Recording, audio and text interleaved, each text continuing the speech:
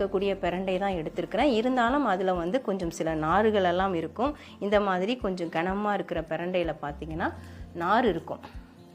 இதிலேருந்து நாம் இந்த மாதிரி எண்ணெய் தடவுனதுக்கு அப்புறமா இப்படி உடச்சி எடுக்கணும்.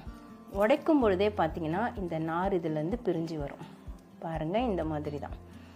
அதுக்கப்புறமா இந்த சைடு இருக்கக்கூடிய நாரை இப்படி நகத்துலேயே நம்ம பிச்சு எடுத்துடலாம். அதெல்லாம் நமக்கு தேவை கிடையாது. ஆனால் முத்தின பிரண்டையில் மட்டும்தான் இதெல்லாம் இருக்கும், எலசாக இருக்கிறதுல இருக்காது. நான் அதையும் உங்களுக்கு பிச்சு காட்டுறேன். அதுக்கப்புறமா இந்த நார், இந்த இலை, இந்த கணு இதெல்லாம் நமக்கு தேவை கிடையாது. இதை உடைக்கும் பொழுது அப்படியே நாரை பிச்சுக்கோங்க. சேர்த்து பிச்சுக்கிட்டு வந்தீங்கன்னா அந்த நார் அப்படியே சேர்ந்து வரும். இன்னொரு துண்டும் அதுலேருந்து கிழண்டு வந்துருச்சு பாருங்கள். இதில் சைடில் இருக்கக்கூடிய நாரையும் நம்ம எடுத்துடலாம். இது வீட்டு பிரண்டைங்கிறதுனால ரொம்ப நார் இல்லை, கம்மியாக தான் இருக்குது. இதே நம்ம கடைகளில் வாங்கினா பிரண்டை இன்னும் கனமாக இருக்கும், ரொம்ப முத்தி இருக்கும், அதனால நார் அதிகமாக இருக்கும். இந்த மாதிரி தான் நாம் சுத்தம் செய்ய போகிறோம். நான் எலசாக இருக்கிற பிரண்டைகளை காட்டுறேன் பாருங்கள். இது ரொம்ப எலசாக கொழுந்தாக இருக்குது. இதில் இப்படி பாருங்கள், உடைச்சோன்னா நார் ரொம்ப வரவே இல்லை, ரொம்ப லேசான நார் தான் இருக்குது. அதை வந்து சுற்றிரும் நம்ம எடுக்கணும்னு அவசியம் கிடையாது, அப்படியே நம்ம சுத்தம் பண்ணிக்கலாம். இல்லை உங்களுக்கு இந்த மாதிரி பண்ணுறதுக்கு கஷ்டமாக இருந்ததுன்னா நீங்கள் கத்திரிக்கோலை பயன்படுத்திக்கோங்க. இந்த மாதிரி சிசர் வச்சுட்டு இப்படி கட் பண்ணிக்கோங்க. இந்த மாதிரி சின்ன சின்ன துண்டுகளாக வெட்டிக்கோங்க. இந்த குட்டி குட்டி துண்டுகளாக தான் நாம் வெட்டி எடுக்கணும். எலசுக்கெலாம் வந்து நம்ம சிசரை வச்சு வெட்டி எடுத்தாலே போகிறோம், அதில் நார் கிடையாது. நான் தான் உரிச்சு காமிச்ச நாரே வரலை. இதே மாதிரி நான் பிரண்டையை சுத்தம் பண்ணி மொத்தத்தையும் நான் கட் பண்ணிவிட்டு உங்களுக்கு காட்டுறேன். பிரண்டை எல்லாத்தையுமே நான் உரிச்சிட்டு கட் பண்ணி எடுத்துட்டேங்க. இந்த மாதிரி சின்ன சின்ன துண்டுகளாக உரிச்சிட்டு கட் பண்ணி எடுத்துக்கோங்க. இதை நாம் வதக்கி எடுக்கணும்.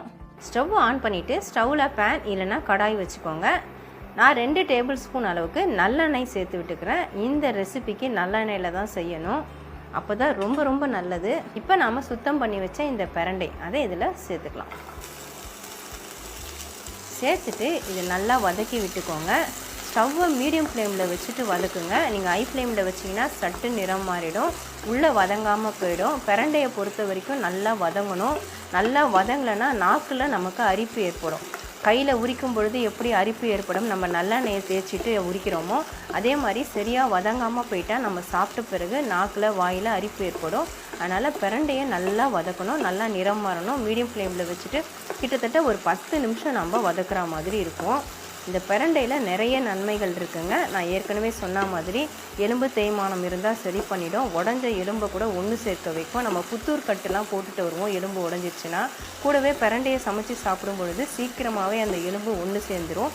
அது மட்டும் இல்லாமல் மூட்டு வலி, கழுத்து வலி, இடுப்பு வலி இந்த மாதிரி எல்லாத்தையுமே சரி செய்யும்.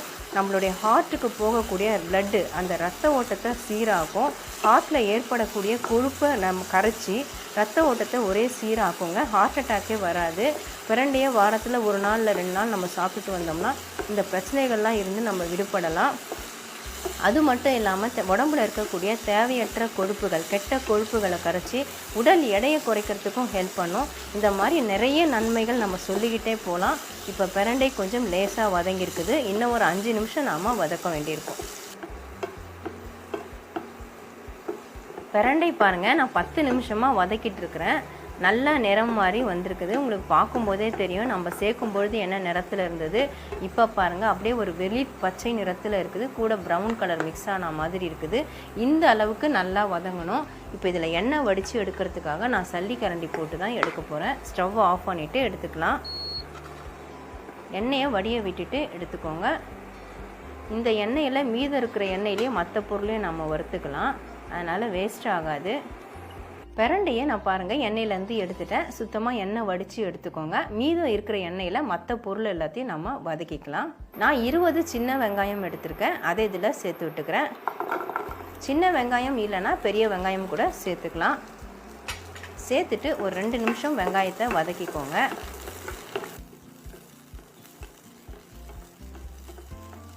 சின்ன வெங்காயம் இப்போ நல்லா ஓரளவுக்கு வதங்கியிருக்குதுங்க. இதை அப்படியே ஓரம் கட்டி வச்சுட்டு கொஞ்சமாக நம்ம உளுத்தம்பருப்பு சேர்த்து விட்டு வறுத்துக்கலாம்.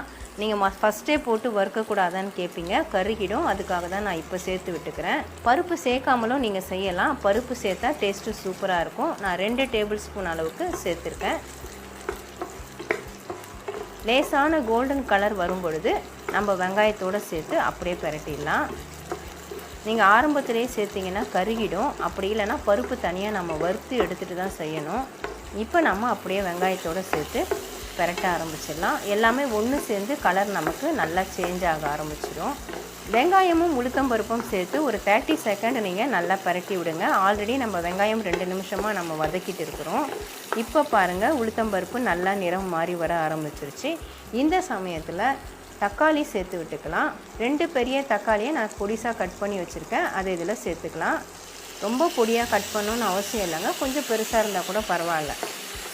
தக்காளியை சேர்த்துட்டு நல்லா பரட்டிக்கோங்க. இப்போ பாருங்கள், உளுத்தம்பருப்பு நிறமும் கரெக்டாக இருக்குது. அதுக்காக தான் உளுத்தம்பருப்பு நான் அந்த டைமில் சேர்த்தேன். கூடவே நம்ம பூண்டு சேர்த்து விட்டுக்கலாம்.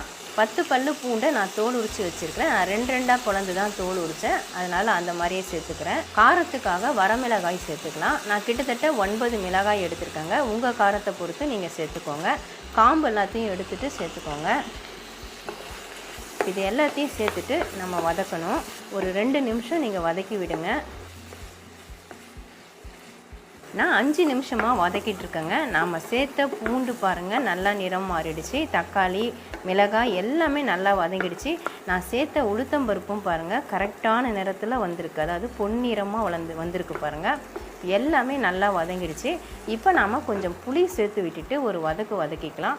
புளி பார்த்திங்கன்னா நான் குட்டி எலுமிச்சம்பழத்தில் பாதி அளவுக்கு எடுத்துருக்கிறேன். உங்களுக்கு புளிப்பு கூடுதலாக வேணும்னு நினச்சிங்கன்னா கொஞ்சம் அதிகமாக சேர்த்துக்கோங்க. இதில் இருக்கக்கூடிய நார் எல்லாம் நீக்கிட்டு இந்த புளியை நம்ம அப்படியே பிச்சு போட்டுக்கலாம். பரவலாக பிச்சு போட்டுக்கோங்க. இந்த நார் மட்டும் இருக்கக்கூடாது, இதெல்லாம் எடுத்துருங்க. புளி சேர்த்துட்டு ஒரு பரட்டி விட்டுடுங்க. இப்போ நம்ம ஸ்டவ்வை ஆஃப் பண்ணிவிட்டு நல்லா ஆற வச்சிடலாம். நாம் வதக்கி வச்ச வெங்காயம், தக்காளி எல்லாமே இப்போ நல்லா சூடு ஆறிடுச்சுங்க. இப்போ நம்ம மிக்ஸி ஜாருக்கு மாற்றி விட்டுக்கலாம்.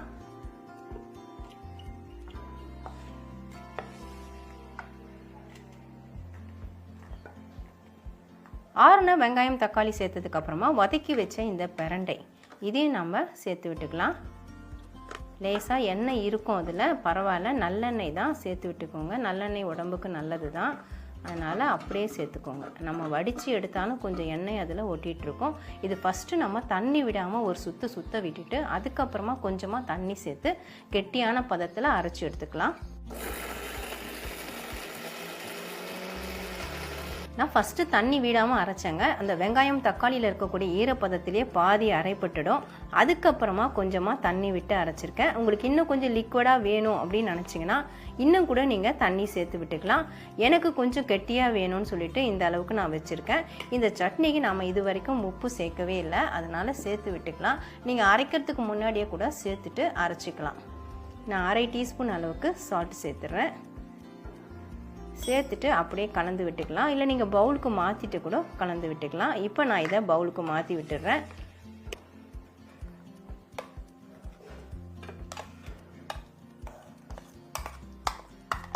நமக்கு பிரண்டை சட்னி தயாராகிடுச்சுங்க. இதுக்கு நம்ம ஒரு தாளிப்பு கொடுத்துடலாம். நான் வதக்கின அந்த பேனையை கழுவிட்டு சுத்தம் பண்ணி வச்சுருக்கேங்க. தாளிக்கிறதுக்காக 1 டேபிள் ஸ்பூன் அளவுக்கு நல்லெண்ணெய் சேர்த்து விட்டுக்கோங்க. எண்ணெய் சூடாகட்டும். 1/4 டீஸ்பூன் கடுகு, 1/4 டீஸ்பூன் சீரகம், கூடவே கொஞ்சமாக பெருங்காயத்தூள் சேர்த்துக்கலாம். 1/4 டீஸ்பூன் அளவுக்கு சேர்த்துக்கோங்க. கடுகு, சீரகம்லாம் லேசாக பொரியட்டும். கடுகு, சீரகம், பெருங்காயம் எல்லாமே இப்போ நல்லா பொரிஞ்சிட்ருக்குங்க. நம்ம 1 வரமிளகாய் அதை போட்டுக்கலாம் வாசனைக்காக. 1 இனுக்கு கருவேப்பிலை அலசி வச்சுருக்கேன், அதை சேர்த்துக்கிறேன். சேர்த்துட்டு அப்படியே ஒரு பரட்டிக்கலாம். எண்ணெய் அதிகமாக இருந்தால் படப்படன்னு புரிஞ்சிருக்கும். நான் எண்ணெய் கம்மியாக தான் ஊற்றிருக்கிறேன். ஏன்னா ஏற்கனவே நம்ம நிறைய வதக்கிறதுக்காக எண்ணெய் சேர்த்துருந்தோம். இப்போ நம்ம ஸ்டவ் ஆஃப் பண்ணிவிட்டு இந்த தாளிப்பை சட்னியில் சேர்த்துக்கலாம்.